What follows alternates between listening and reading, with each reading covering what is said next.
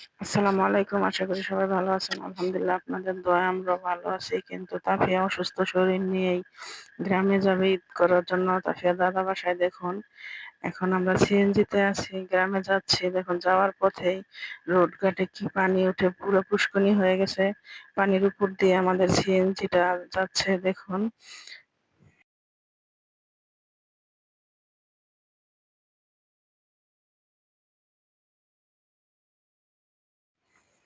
যেতে, যেতে পথে আসরের আজান দিয়েছে। এখন ড্রাইভার আর তাফিয়ার বাবা নামাজের জন্য এখানে সিএনজিটা দাঁড়া করিয়েছে। এখন আমরাও ভাবলাম একটু নামি, অনেকক্ষণ ধরে বসে আছি। নেমে দেখতেছি যে গ্রামের পরিবেশটা খুব ভালো লাগতেছে, গাছ-গাছলা। তাই ভাবতেছি আমার মেয়ে আর আমি ঘুরে, ঘুরে একটু ভিডিও করি, আপনাদের সাথে একটু শেয়ার করি। এদিকে দেখুন আমার ছেলের ব্যাগটা বৃষ্টির পানিতে ভিজে গেছে। আমি আবার আমার হিজাবটা দিয়ে একটু মুছে দিচ্ছি।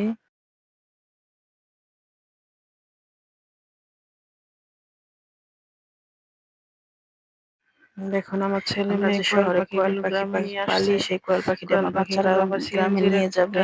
স্ট্যান্ডের সাথে গ্রামে বেঁধে নিয়ে ওরা বড় রাখা খাঁচায় হয়েছে। ছেড়ে দেখুন তারপরে দেখবে যে ব্যাগটা একটু ছিদ্র কিরকম ছিদ্র করে কোয়েল দেওয়া পাখি হয়েছে দম ছাড়ার জন্য।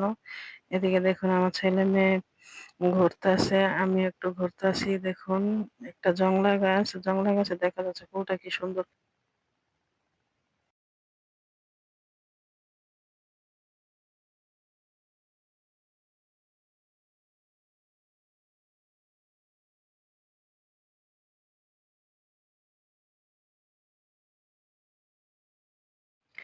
আমার মেয়ে আর আমি দেখুন জংলা গাছের থেকে ফুল ছিঁড়ছি। ফুলগুলো দেখতে কি ভালো লাগতেছে। ফুলগুলো ছিঁড়তেছি আর বলতেছি দেখো কি সুন্দর একটা ফুল গাছ। রাস্তার মধ্যে এভাবেই হয়েছে। দেখতে কি সুন্দর লাগতেছে। আর ফুল গাছটা ভিতরে একটু কাটাও আছে, তারপরও ভাবলাম কয়েকটা ছিঁড়ে নেই। ভালোই লাগতেছে ফুলগুলো দেখতে। আমার মেয়ে আর আমি ফুলগুলো ছিঁড়তেছি।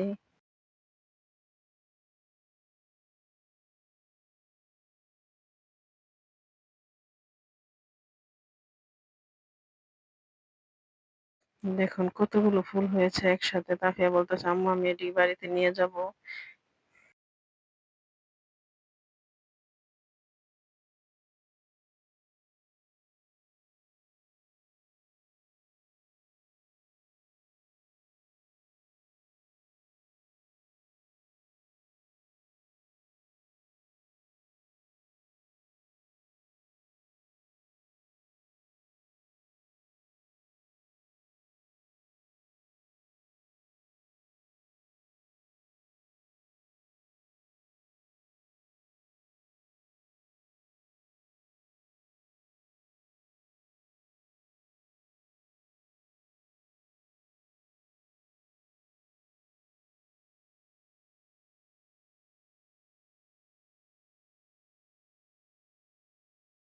নামাজের ফাঁকে আমরা একটু ঘুরলাম। এখন নামাজ পড়া হয়ে গেছে। আমরা সবাই সিএনজিতে উঠতেছি।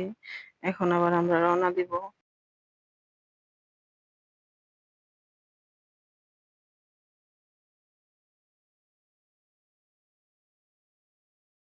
আমাদের বিক্রমপুর যেতে ততটা সময় লাগে না। আমরা ৪টা-৫টার ভিতরে রওনা দিলে ইফতারের আগে চলে যেতে পারি বাসায়। দেখুন সিএনজিটার ড্রাইভার খুব দ্রুত চালাচ্ছে, যেহেতু মাগরিবের আজান দিয়ে দিবে তাই।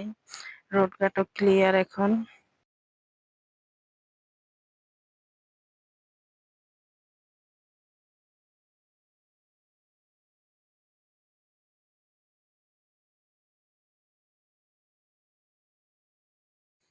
ধন্যবাদ সবাইকে আমাদের ভিডিওটি দেখার জন্য।